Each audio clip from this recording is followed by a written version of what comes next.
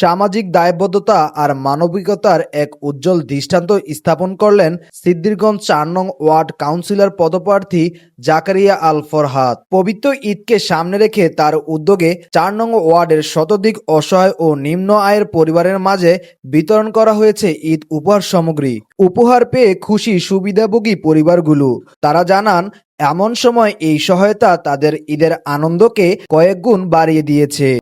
ঈদ উপলক্ষে আমাদের এটি দেওয়ার জন্য অনেক উপকার হয়েছে, আমি তাদেরকে ধন্যবাদ। অনেক সহযোগিতা করে, হ্যাঁ অনেক ভালো। আল্লাহ রসুলের কাম করে, মানুষের জন্য সহযোগিতা করে।